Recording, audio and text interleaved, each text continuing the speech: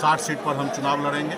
बाकी का सीट पर हमारे सहयोगी चुनाव लड़ेंगे। हमारी पार्टी की तरफ से deputy chief minister VIP party का होगा। हमारी पार्टी का आधा सीट जो है अति पिछड़ा और हमारे SC भाई के लिए हम लोग सीट रिजर्व कर रहे हैं, क्योंकि आपने खुद में देखा कि पार्टी में जो हमने बहुत सारे लोगों को टिकट दिया और चुनाव जीत के दूसरी जगह भाग गए। बिहार विधानसभा चुनाव से पहले मुकेश सहनी ने बढ़ा दी तेजस्वी यादव की टेंशन, कर दी 60 सीटों की मांग।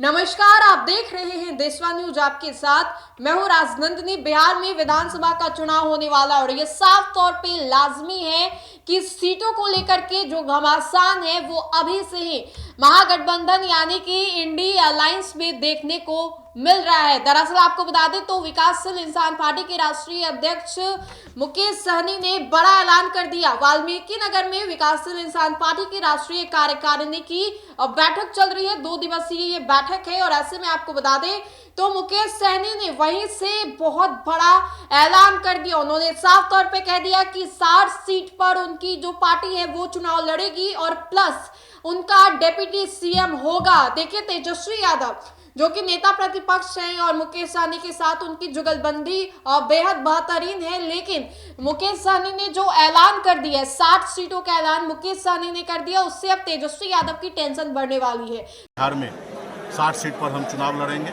बाकी का सीट पर हमारे सहयोगी चुनाव लड़ेंगे। जहां हमारे सहयोगी लड़ेंगे वहां पे हम उनको मदद करेंगे। जहां हमारी पार्टी लड़ेगी वहां पे हमारे सहयोगी हमको मदद करें। तो हमारे 60 सीट पर हम लोग चुनाव लड़ेंगे। हमारी पार्टी का मुख्य है कि हमारी सरकार बनने के बाद हमारी पार्टी की तरफ से deputy chief minister VIP party का होगा। तो ये भी हमारे आज के एजेंडा में पास हुआ है।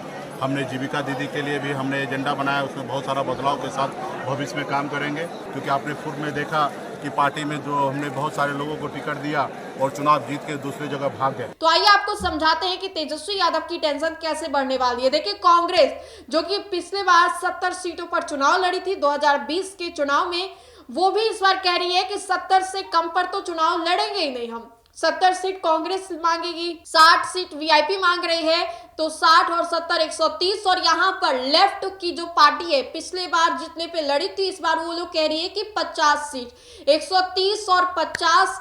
अब आप समझ लीजिए कि आरजेडी के लिए कितनी सीट बचेंगे। आपको याद होगा कि 2020 के चुनाव में आरजेडी कुल 144 सीटों पर चुनाव लड़ी थी। और इस बार आपको बता दें तो जिस तरीके से डिमांड्स हो रहे हैं, विकासशील इंसान पार्टी के जो राष्ट्रीय अध्यक्ष है मुकेश सहनी, उन्होंने डिमांड कर दिया है और जिससे साफ तौर पे तेजस्वी यादव की टेंशन बढ़ने वाली है।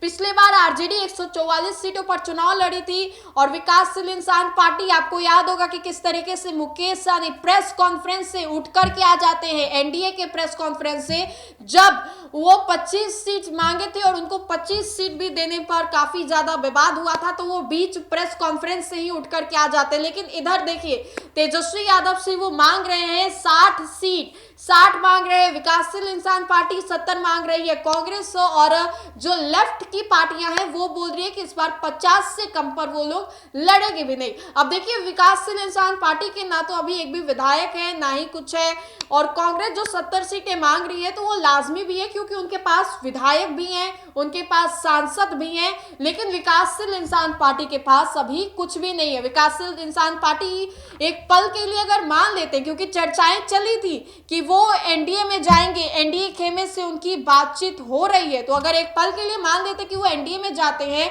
तो उधर भी एक नए कैंडिडेट, नए दावेदार आ गए हैं और वो है चिराग पासवान। चिराग पासवान 2020 के चुनाव में एनडीए के साथ नहीं थे, लेकिन इस बार वो चिराग पासवान एनडीए के साथ हैं। तो अगर मुकेश सहनी मान लेते हैं, एक पल के लिए अज्यूम कर लेते हैं कि एनडीए के साथ भी जाते हैं तो भी उनको कुछ नहीं मिलने वाला है। 60 सीट तो मुकेश सहनी को एनडीए में भी नहीं मिलने वाला है और 60 सीट मुकेश सहनी को महागठबंधन यानी कि इंडी ब्लॉक में भी नहीं मिलने वाला है। देखिए, मोल जोल होता है, प्रेशर पॉलिटिक्स जो है वो क्रिएट की जाती है।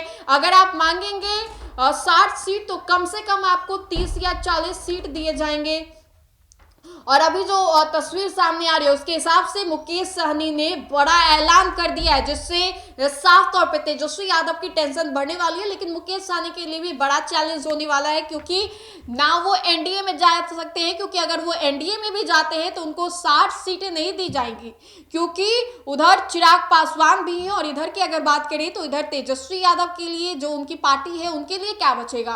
तेजस्वी यादव बिहार में सबसे बड़ा राजनीतिक दल है। 2020 के चुनाव में जिस तरीके से सबसे ज्यादा वोट गेन करने वाली पार्टी कोई थी बिहार में, तो वो आरजेडी थी। तो अगर ये आंकड़े जो अभी प्रस्तावित किए गए हैं गठबंधन के तहत, वो अगर आंकड़े उन लोगों को दिए जाते हैं तो आरजेडी के लिए फिर कुछ भी नहीं बचेगा। आरजेडी कितनी सीटों पर चुनाव लड़ेगी, तो इसलिए ये कहा जा रहा है कि प्रेशर पॉलिटिक्स जो है वो क्रिएट किया जा रहा है। लेकिन क्या वाकई वीआईपी को 60 सीटें दी जाएंगी, 70 सीटें कांग्रेस को, या फिर लेफ्ट जो 50 सीट मांग रही है, किस तरीके से जो मोल झोल है वो किया जा रहा है। देखिए मोल झोल, जैसे दुकान में आप जाते हैं तो किसी सामान को लेकर के मोल झोल किए जाते हैं, वैसे राजनीति में भी टिकट्स को लेकर के मोल झोल किए जाते हैं। जो सीट बंटवारे हैं उसको लेकर के बार्गेनिंग हुआ करती है।